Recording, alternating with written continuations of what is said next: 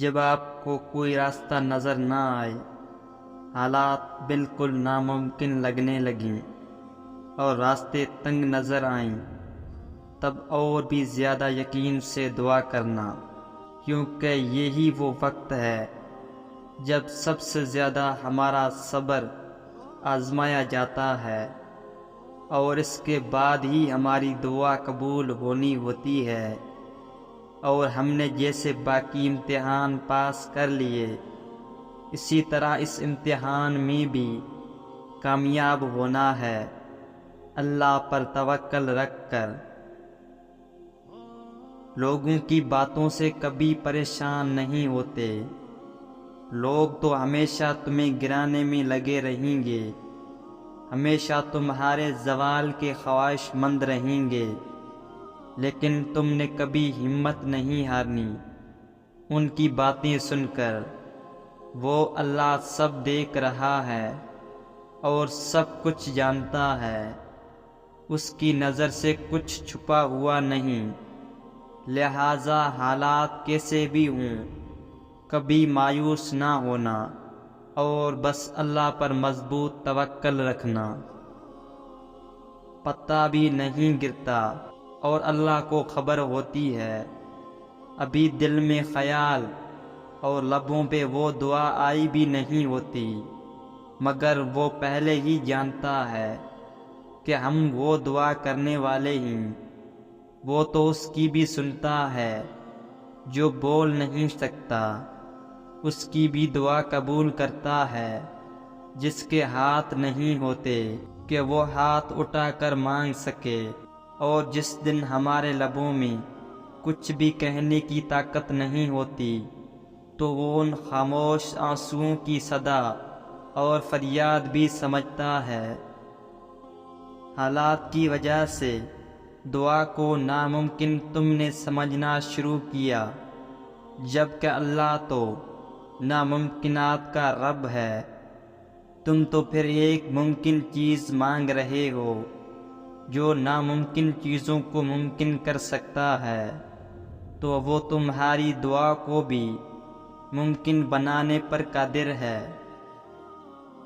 جب دعا مانگنے لگو تو یاد رکھو کہ جس سے مانگ رہے ہو وہ المجیب ہے، یعنی کہ تمہاری دعاؤں کو قبول کرنے والا ہے۔ اور جب دعا مانگ چکو تو یاد رکھو جس سے مانگا ہے وہ القادر ہے، یعنی کہ ہر چیز پر قدرت رکھنے والا ہے۔ تم جتنی دفعہ دعا مانگتے ہو، اللہ اتنی دفعہ تمہیں تمہاری دعاؤں کے جواب دیتا ہے۔ تم یہاں ایک قطرے کے لیے رو رہے ہو، جبکہ تمہارا رب تو تمہیں 7 آسمان عطا کرنے پر بھی قدرت رکھتا ہے۔ تمہارا کام بس دعا کرنا ہے، عطا کی تدبیریں وہ خود بناتا ہے۔ تمہارے رب نے اختتام تمہارے لیے بہت خوبصورت لکھ رکھا ہے۔ تمہارا مقدر تمہاری زندگی نہیں بناتا، تمہارا توکل تمہاری زندگی بناتا ہے۔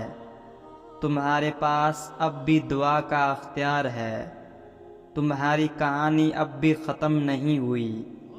تمہاری توفیق کی قبولیت کی سب سے بڑی دلیل ہے، تمہارا صبر گواہ ہے کہ تمہارے لیے کن فیکون لکھا جا چکا ہے، اور تمہارے صبر کا صلہ اب تمہیں مل کر رہے گا۔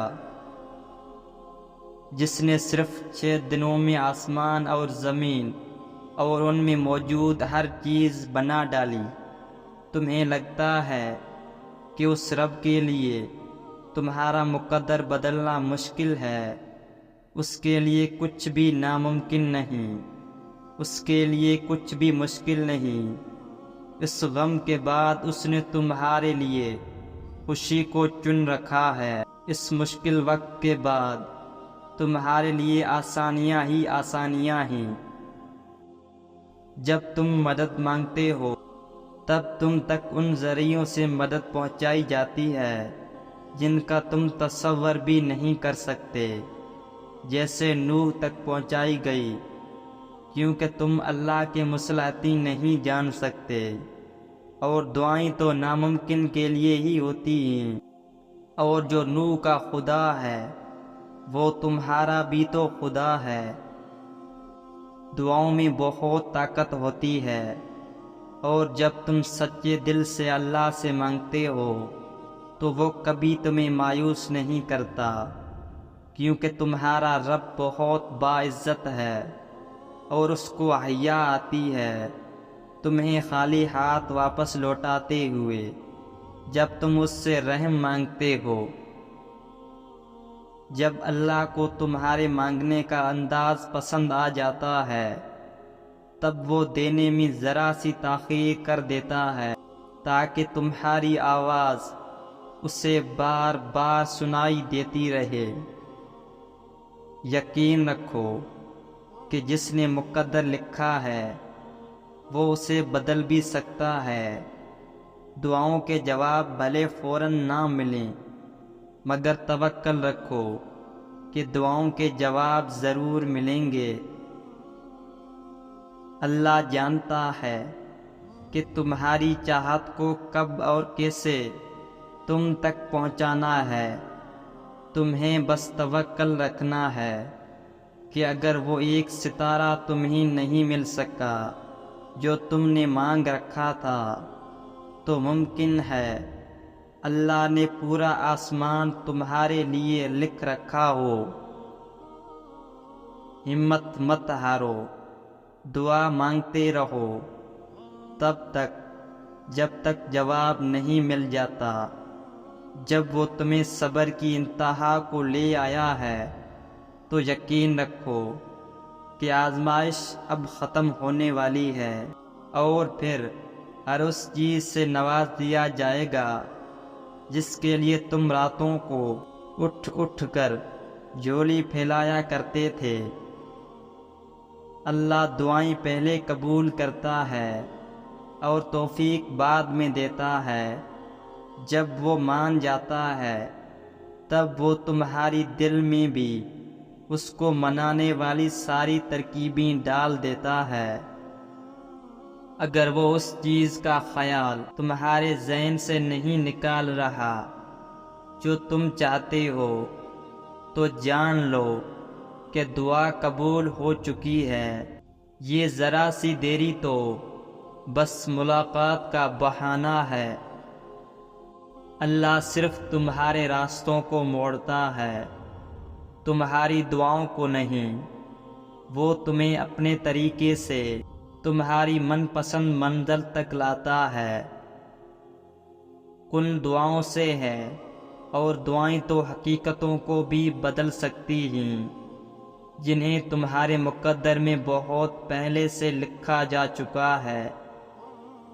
دعائیں مقدر تک کو ہرا دیتی ہیں، معجزے ان کے لیے ہوتے ہیں جو صبر کرتے ہیں۔ بے شک اللہ صبر کرنے والوں کے ساتھ ہے۔